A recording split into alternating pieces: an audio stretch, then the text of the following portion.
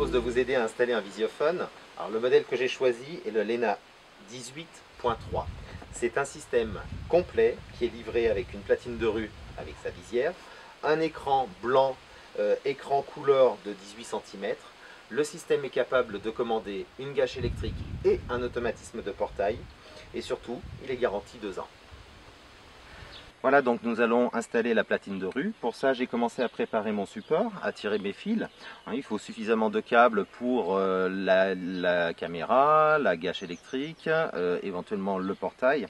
Alors, petite chose importante, l'objectif de la caméra doit être placé à environ 1,60 m afin de pouvoir visualiser la personne qui se présente devant la platine de rue.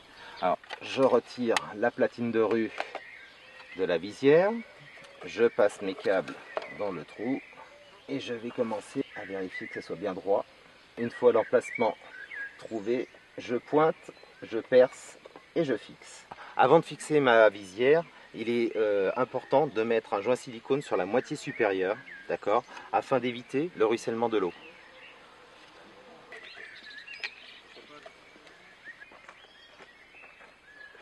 Seconde étape, le branchement de la caméra.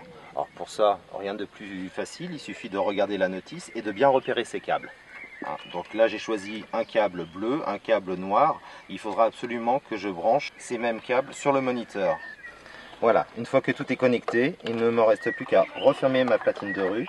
Alors j'emboîte d'abord le haut de la platine. Hop. Et je finis par la petite vis qui ferme le tout. Me voici maintenant à l'intérieur pour la pose du moniteur. Alors il doit être positionné à peu près à 1,60 m de haut. Je vais commencer par le présenter, simplement pour connaître l'emplacement idéal de l'étrier. Positionnement de l'étrier de niveau, bien sûr. Je marque, je perce et je fixe.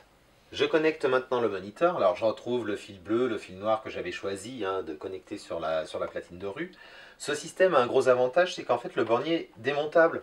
Donc ça facilite grandement le branchement. Par contre, faites très attention de bien enfoncer correctement et dans la bonne position le bornier sur le moniteur. Je connecte le cordon d'alimentation que je vais faire courir le long de ma porte jusqu'à ma prise murale. Mais attention, je ne branche pas tout de suite, j'attends que mon installation soit finalisée. Deuxième alternative, car il faut avouer que ce n'est pas très esthétique d'avoir un moniteur sur une prise murale, il s'avère qu'ici j'ai la chance d'avoir plein de petits fils qui vont jusqu'à mon armoire électrique. Donc je vais pouvoir déporter mon alimentation et utiliser ces fils. Pour ça, je vais couper simplement le cordon de mon bloc d'alimentation. Alors je le coupe avant le filtre et surtout faites très attention à bien respecter la polarité. Vous avez un liseré blanc pour le plus et un fil noir pour le moins.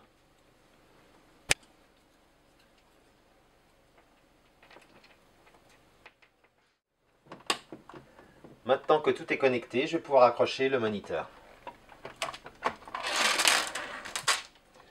Voilà, maintenant j'ai plus qu'à brancher l'alimentation. Au niveau de mon armoire électrique, donc j'ai simplement posé une prise 230 volts et je vais donc connecter mon adaptateur sur la liaison qui va au moniteur, l'enficher sur mon 230. Attention, respectez bien la polarité. Liseré blanc, liseré noir. Une fois que je me suis assuré que tout est connecté correctement, je peux brancher mon adaptateur.